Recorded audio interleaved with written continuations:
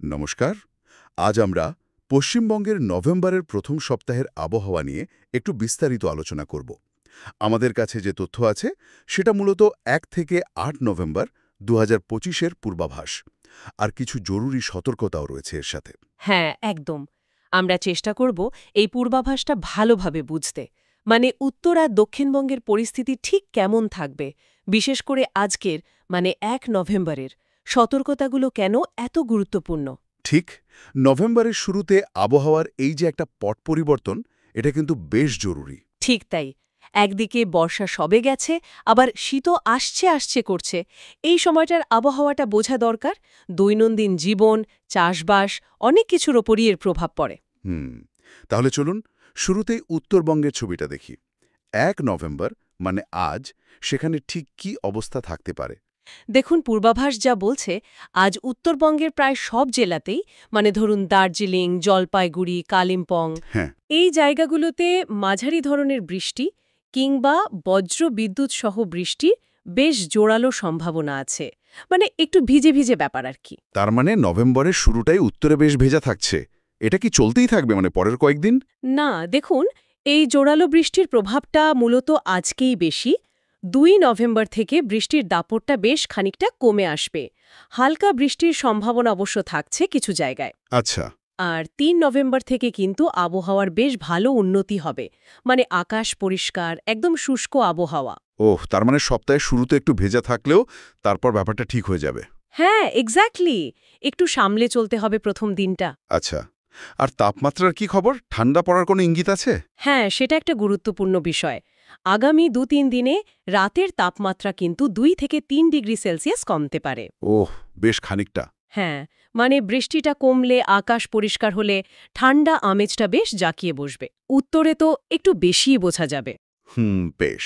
তাহলে উত্তরবঙ্গের এই ভেজা শুরু আর তারপর ঠান্ডা পড়ার ব্যাপারটা বুঝলাম। এবার একটু দক্ষিণবঙ্গের দিকে তাকানো যাক। সেখানকার পরিস্থিতি কেমন? দক্ষিণবঙ্গের ছবিটা একটু অন্যরকম, বৃষ্টির পরিমাণ বা ধরনের দিক থেকে। আজ 1 নভেম্বর কলকাতা, হাওড়া, হুগলি, 2 চব্বিশ পরগনা, 2 মেদিনীপুর, মানে মূলত উপকূল আর তার আশেপাশের জেলাগুলো। ঠিক এই জেলাগুলোতে হালকা থেকে মাঝারি বৃষ্টি হতে পারে, সাথে বজ্রবিদ্যুৎ থাকারও সম্ভাবনা। তবে পশ্চিমের জেলাগুলো বাঁকুড়া, পুরুলিয়া, বীরভূম, হ্যাঁ। সেখানে মূলত হালকা বৃষ্টির সম্ভাবনাই বেশি। অতটা জোরদার নয় আর কি। তার মানে দক্ষিণবঙ্গেও বৃষ্টি থাকছে, কিন্তু হয়তো উত্তরবঙ্গের মতো অতটা ওয়াইড স্প্রেড বা তীব্র নয়। ঠিক তাই। আর এখানেও কি 3 তারিখ থেকে আবহাওয়া ভালো হবে? হ্যাঁ, একদম একই রকম ট্রেন্ড। 2 নভেম্বর হয়তো কোথাও কোথাও একটু হালকা বৃষ্টি থাকতে পারে বিক্ষিপ্তভাবে, কিন্তু 3 নভেম্বর থেকে দক্ষিণবঙ্গেও আকাশ পরিষ্কার, শুষ্ক আবহাওয়া। আচ্ছা। শহর বা গ্রাম, সব জায়গাতেই এই হালকা শীতের আমেজটা পাওয়া যাবে। বুঝতে পারলাম। তাহলে সপ্তাহ এগুলে 2 বঙ্গেই মোটের উপর আবহাওয়াটা বেশ মনোরম হয়ে উঠবে। কিন্তু আজকের জন্য, মানে 1 নভেম্বরের জন্য কিছু নির্দিষ্ট সতর্কবার্তাও তো রয়েছে, তাই না? হ্যাঁ, অবশ্যই। আর এই সতর্কতাগুলো কিন্তু মন দিয়ে শোনা দরকার। বলুন। উত্তরবঙ্গের ক্ষেত্রে জলপাইগুড়ি, আলিপুরদুয়ার আর কোচবিহার, এই 3টে জেলায় আজ ভারী বৃষ্টির সতর্কতা আছে। ভারী বৃষ্টি মানে কতটা ভারী হতে পারে? অল্প সময়ে বেশ অনেকটা বৃষ্টি।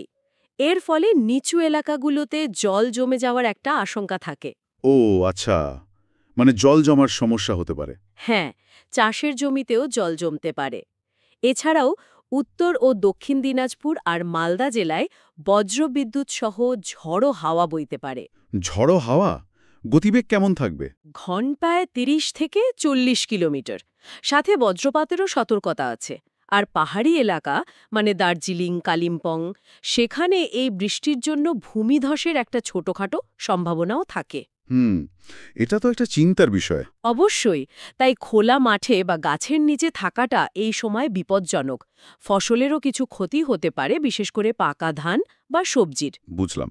এটা গেল উত্তরবঙ্গের সতর্কতা। দক্ষিণবঙ্গের জন্য কি এরকম কিছু আছে? দক্ষিণবঙ্গের জন্য সতর্কতাটা একটু অন্য ধরনের। মূলত বজ্রবিদ্যুৎ সহ বৃষ্টি, বজ্রপাত আর ওই একই রকম ঝড়ো হাওয়া। মানে 30-40 কিমি বেগে? হ্যাঁ, ঘণ্টায় 30-40 কিমি বেগে দমকা হাওয়া। এটা মূলত কলকাতা, হাওড়া, হুগলি, 2 চব্বিশ পরগনা, পূর্ব ও পশ্চিম মেদিনীপুর আর নদিয়া, এই জেলাগুলোর জন্য। আচ্ছা, অন্যান্য জেলাগুলোর জন্য কিন্তু তেমন কোনো নির্দিষ্ট সতর্কতা নেই। তার মানে দক্ষিণবঙ্গে ভারী বৃষ্টির সেই অর্থে সতর্কতা নেই যেটা উত্তরে আছে। না, সেরকম নেই। মূলত ঝড়ো হাওয়া আর বজ্রপাতের ঝুঁকিটাই বেশি। একটা প্রশ্ন ছিল, মৎস্যজীবীদের জন্য কি কোনো বার্তা আছে সমুদ্রে যাওয়া নিয়ে? না, এই পূর্বাভাসে মৎস্যজীবীদের জন্য আলাদা করে কোনো সতর্কতা জারি করা হয়নি। আচ্ছা, তার মানে ধরে নেওয়া যেতে পারে যে সমুদ্র এই মুহূর্তে খুব একটা উত্তাল নেই, বা থাকলেও সেটা বিপজ্জনক পর্যায়ে নয়। বেশ। তাহলে সব মিলিয়ে যদি দেখি, নভেম্বরের প্রথম দিনটা একটু ডিস্টার্বড থাকছে, বিশেষ করে উত্তরে বৃষ্টির জন্য। কিন্তু ৩ তারিখ থেকেই দুই বঙ্গে আবহাওয়া পরিষ্কার হচ্ছে, শুষ্ক হচ্ছে, আর রাতের দিকে একটু ঠান্ডা পড়ছে। শীতের আগের একটা সুন্দর পর্যায়, তাই তো? একদম তাই। সপ্তাহের শুরুটা একটু সামলে নিলেই তারপর হেমন্তের ওই মনোরম ঠান্ডা ঠান্ডা আমেজটা চলে আসবে। আলোচনাটা প্রায় শেষের দিকে। একটা ভাবনা আসছে মাথায়। এই যে পূর্বাভাস বলছে বৃষ্টি কমে, আকাশ পরিষ্কার হবে, রাতের ঠান্ডা বাড়বে, এই যে হঠাৎ করে আবহাওয়ার পরিবর্তন, মানে একটা ভেজা ভাব থেকে চট করে শুষ্ক আর ঠান্ডার দিকে যাওয়া, হ্যাঁ, এটা আমাদের চাষবাসে বা ধরুন মানুষের স্বাস্থ্যে এমন আর কি ছোটখাটো প্রভাব ফেলতে পারে, যা হয়তো এই সংখ্যা বা পূর্বাভাসের মধ্যে সরাসরি ধরা পড়ছে না? এটা নিয়ে কিন্তু ভাবা যেতে পারে। ঠিকই। এই সূক্ষ্ম প্রভাবগুলো নিয়েও আমাদের সচেতন থাকা দরকার।